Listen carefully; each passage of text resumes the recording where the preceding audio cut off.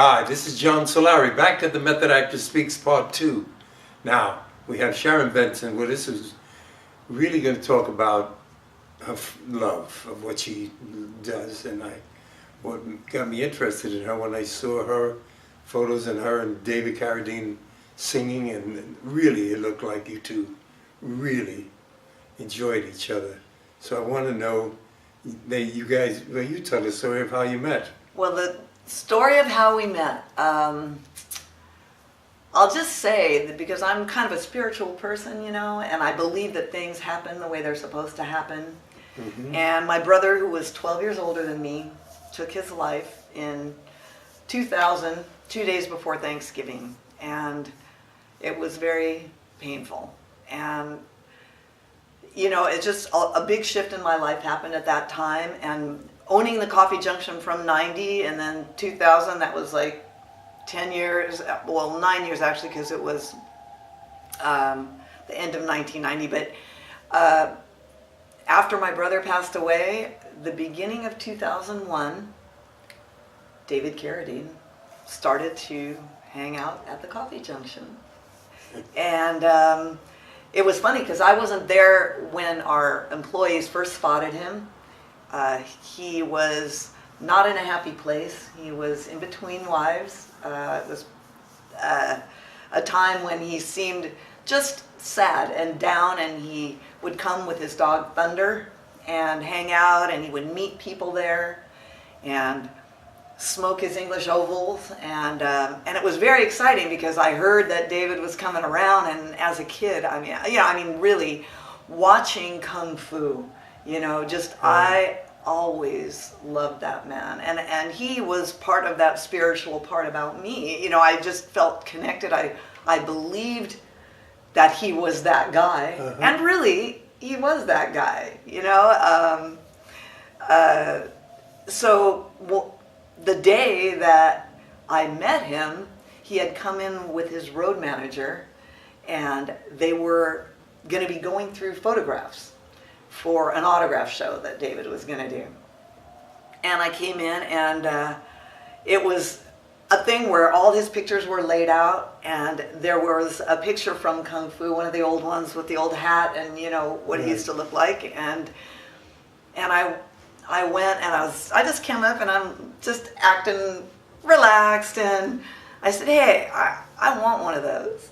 And he said, that'll be $20.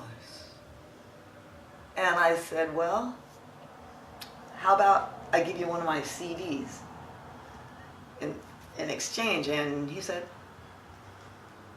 okay. And that was kind of the start of just, he was coming around, and we would joke, and he'd joke with my partner, and he'd get biscottis for Thunder, and he was coming in very, very often at different times of the day. And I was at that time, and during the whole time we had the music thing, I was running the sound, and I was the MC, and sometimes I would play violin with some of the performers there if they wanted me to. And we even had some afternoon things where David would come, and he'd sit on the patio, and he would smoke and drink his coffee out there as Americanas or whatever he wanted that day. And he was watching me, you know, and he then met who was his last wife, who is Annie Carradine. She lived nearby as well, in Tarzana, and a common friend of hers introduced them, and they actually had their first date at the Coffee Junction. Yeah.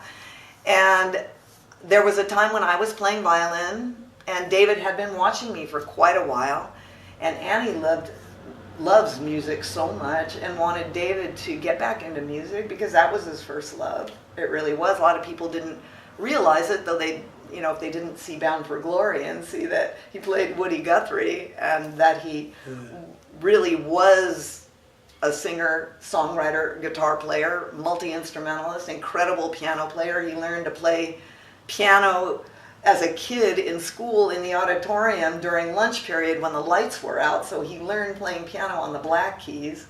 But anyway, I you know, it just, he loved that. And so at any rate, he and Annie, I guess, were watching a show at one point, and this was towards the end of 2001, and he came to me right before Thanksgiving, like a year after my brother had left. And David was 13 years older than me, so David was 1 year older than my brother.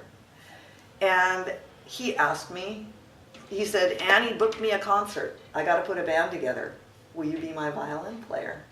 And that's how it started. Wow.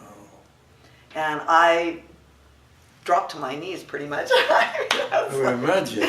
I mean, I was being, joking with him through that year. I mean, just, seeing him come and go, and just, just getting to know him a little bit more. And but that just floored me. And it was the beginning of an amazing 8-year ride, right up until, he left us. And so we started by putting a band together and played at the Garden Pavilion in Hollywood, part of Scientology. Mm-hmm. Scientology? L. Ron Hubbard's, really? thing, yeah. David was into... Well, David was more of an honorary Scientologist. Annie is into it, and it was good. I mean, David enjoyed it. He enjoyed certain parts of it. Not that he was a Scientologist, but he enjoyed a lot of the things that they had that were, L. Ron Hubbard was an interesting guy, I saw the movie. Yeah. And, I mean, I like it too. I think I'm that same kind of person where I take something good from a lot of different things. I don't necessarily go for one specific thing or take something 100%, but I take what I feel is useful and good and let the rest go. That makes sense. Yeah, but it was our opportunity to have our first concert, and did that, and then did it again, and started to do some touring with that band, which was called the Cosmic Rescue Team, which David had other Cosmic Rescue Teams in his life. How did you come up with that name? That was David's name. David came up with the Cosmic Rescue Team. I had my band Soul Dogs, and I had a girl band. Soul Dogs. Soul Dogs. Right. I had a girl band called Token Angel, and that was back in 95, 96, and then that band broke up, and then I had another band that I created, Soul Dogs, out of the breakup of Token Angel. And so Soul Dogs was going strong at the time I met David. As a matter of fact, Soul Dogs was playing many street fairs and festivals, and downtown at Pershing Square, and in Carpinteria at the Avocado Festivals. We were doing a lot of that through the 90s and before I met David. And so I had my band going strong when David asked me to be in his band. And so what we did, I didn't want to bring David to my house to rehearse. I wasn't ready because Soul Dogs was there, but we had Coffee Junction, and we had nights that we closed early. So we started to rehearse the Cosmic Rescue Team after hours at Coffee Junction, because we had the piano there, we had the PA system there, so people would come and see David Carradine, like on a Tuesday night. Yeah. We'd go into the wee hours, and we would rehearse for the Cosmic Rescue Team there, and while Soul Dogs was rehearsing, at my house on different nights. And so that's kind of like, it didn't intertwine until actually in 2002, I had already been playing the Avocado Festivals in Carpinteria, and the guy that coordinated that, Mike Lazaro, heard that I was playing with David and contacted me and said, do you think that David Carradine would come and get on the stage with Soul Dogs if we wined him and dined him and gave him a suite and gave him a limo? And, at that time, Annie was his girlfriend. He said, he can bring his girlfriend and give him a great weekend, and maybe just do a few songs with Soul Dogs. So I said, well, let me ask him. So I asked David, and he said, sure. And so that was like in the middle of, it was probably in July or August of 2002, because the Avo Fest was in October. And David said, okay, so I had to bring him into Soul Dogs. I had to bring him in to work with us so I could, they could learn David's songs, because I was already doing it in the other band, playing violin. And so David came in and met Soul Dogs, and he fell in love with the band, and he said, just whatever you do, don't make me sound country. It's like, Really? it's like he really wanted to rock, and so he fell in love. He fell in love with the guys, and he. But when you say, I didn't mean to interrupt. When you said he didn't want to sound folk, what did he sing? Well, you know what, his other music was more laid back. It was more like country folk or folk, and there was some blues. David liked to be called, what did he used to say? He said, white blues and black country. I mean, he had and he had his secret chord progressions. I mean, David had a songbook, 100 tunes, and really? Yeah, he's got a lot of incredible music. So I love. Would you say that his first love was music? Yeah, definitely. And second, acting? That's what he would say. That's what he said. That's a feeling I'm getting. Absolutely. Music definitely was his first love. Because his father was, God, it was something else, John Carradine.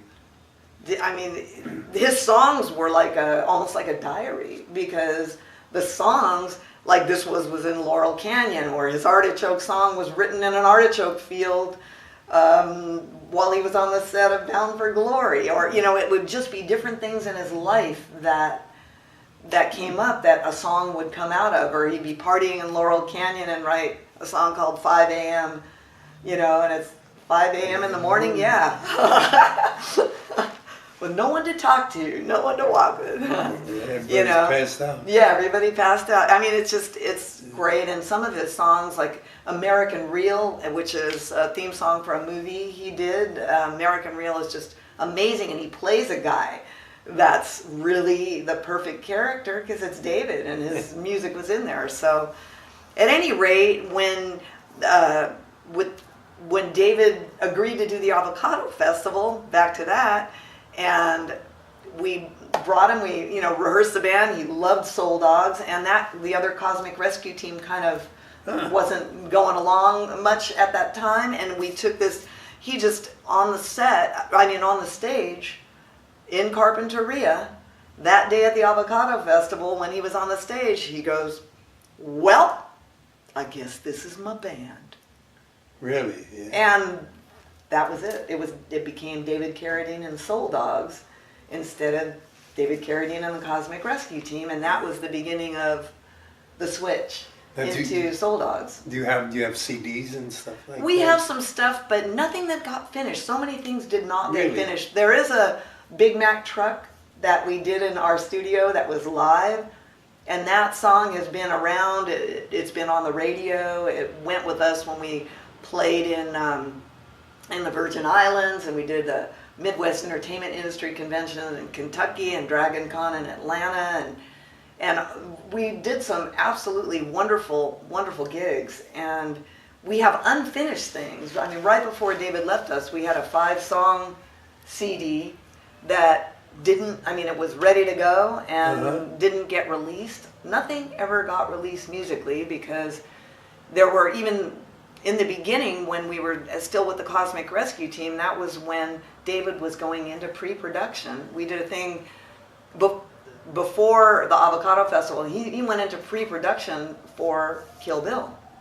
Oh. So, and he was working, and it was hard to, a lot of things where his films got intertwined, so we had to orchestrate things, and there's a lot of unfinished stuff. I have suitcases of videos and is there any way you could put that together and market it? Well, it can be done, and God willing, it will be done. Because I was wondering, in the right time. If there anything out, do you have anything now, or with the audience, if they wanted to say buy some of the music? Well, David's As Is CD, I believe, is on iTunes, which is prior to me, so that's available, and he's got that. It's something that we're looking at doing. There's been a lot of changes since David left, believe it or not. Years change things, and I want to be respectful to Annie, to his wife. And so someday I know that there's a movie in this, or certainly a documentary. There's a lot of things that are incomplete, but a lot of history that has been recorded. So you keep in touch with the family? Oh, absolutely. And Calista too, of course. I was going to say, I was just going to mention Calista, who's done about 3 or 4 shows. Now you sang with her too, and all 3 of you? Well, never David. That was something that I know Calista wanted, and we didn't really do that. It didn't happen that I worked with Calista until after David was gone. And we did it in his honor and did some of his music, some of her music, some of my music. I mean, Soul Dogs used to be the opening band for David too. And so Calista also has her own music. Right. So we started to, check out some things. She wanted some violin on something, and that was the first time. And this was after David was gone that we tried out working together. And then at the time, her boyfriend was John, who was a bass player, and we even had my drummer and her boyfriend and my other guitar player, and we created what we called the Cosmic Rescue Team, and we tried that for a while and did it, and we played downtown at Pershing Square, we played at the Avocado Festival, and it worked okay, but I think Calista and I have two different paths, Well, and you two very strong. She has her father's quietness, though. You talk to, what I know of her, she's very quiet, but there's such a fire inside of her. Yeah, there is. But and you were telling me before we run out of time. Now, every year you do festivals in honor of David. Well, I have been doing this now, going to New York, which I'm going to do again this year. I'm doing a tour that's going to begin on 9/11 in North Carolina, and it's with Lyndon Harris, who was the pastor at St. Paul Trinity Wall Street when the towers came down. So a lot of stuff, there's just a lot of these things, and David was since 2004 had been the international spokesperson for the World Water Rescue Foundation based in New York. Mm-hmm. And so from 2004, the World Water Rescue Foundation, and there's a woman, Susanna Bastorica, that does the Vigil for International Peace and Ecology in Central Park. She used to be with the United Nations and just now has retired from that and is now doing this again this year. And since David passed away in 2009 is the first time I went to New York, and that was because they wanted to present David with an ambassador for peace and also me and so I went in 2009, and that was the first year I started going to New York to do the year that David passed. Can't believe it's that long already. Yeah. And time, wow. 5 years was 2 weeks ago today. Oh, that close, wow. That's why I made that other little tribute, this recent tribute that I did. Well, hopefully we can get you, Calista, and Jody Jarris. That'd be great. The three of us should do something. That'd be fun. That would be interesting. Great. And Jody Jarris, for you folks, they do a jazz every second Saturday of the month over at the... In the afternoon, right? Well, yeah. Well, in the mornings, they're there at the NoHo Organic Gardens. The farmer's market. The farmer's market there, which is right across the street from the Red Line and, the Orange Line. Yeah, I know about it. Are they next to the post office? Are they doing originals, or do you know if they're doing original music or cover tunes or a mixture? They do a mixture, I believe they do, and it's... I'd love to go. Well, next month. That'd be fun. I'm going to check it out. But I like to get you two to come on. That'd be wonderful. Jody's an interesting woman, like you are. So in September you have other things coming up. Yeah. Do you have a website or anything? I do. Souldogs.com. Okay, that's easy and to remember. Sharon Benson Music on Facebook. Oh, is it called? Oh, that's a like page. Yeah, that's a like page. It's a music page, and the event stuff is always posted there. Sharon Benson Music. Okay, but they could also go to Sharon Benson on Facebook and. Yeah, that's my regular page. Well, Sharon Benson with the number 7, because there's another Sharon Benson. Oh. So on my regular page is Sharon Benson 7, which is like up to 5,000. So I can't really get new friends, but it's open for people. Every time I hear your last name, I think of. I forgot her name, but she was Hugh Hefner's girlfriend. Her name was Benson. Last name. There's a lot of Bensons. Actually, my parents' name was... from Playboy. Oh, yeah. I forgot her name. Back in I think she was in the 60s. She was. I think she married him. They think I got married or something. She was with him a long time, but I can't remember her first name. She was short, little with dark hair. I went out with a penthouse pet once, and they came home from a party in New York. I couldn't believe they were about your height and your weight and everything. And, I was just amazed because they look so much larger on, Larger than life, huh? on the thing. But somebody asked me one day, where do you take a penthouse pet? I didn't know what to say, so I took her to see the Muppet movie. It worked, right? It worked. I'm sure. We hung out together, yeah. She's in Vegas now. Well, Lori Wagner, she was in the movie Caligula. And nice girl, so great. She went out with that, I couldn't believe she went out with that guy, Bobbitt, the one that had his thing Oh, on. God. Oh, yeah. The one the wife cut off, Uh-huh. they put back on. And then he was doing porn. Whatever, look at that. But anyway, so we have that, and what a gift you are. I met you, and what a delight. We went to the Directors Guild. But you have so many stories, and I want you to come back. Okay. And I want the audience to really enjoy this. I'd love to. So, and I didn't realize it's that close to, because I know you love David, and it's a passion that comes out through you, which is wonderful. And even Kalisa said that when I was talking to her. I said, you have this really, this glow when it comes to David. And he was, you knew him, I didn't. Yeah. I enjoyed his work, and he always had that calmness, and I just, the guy had it. He had that gift, and he went out the way, he enjoying himself.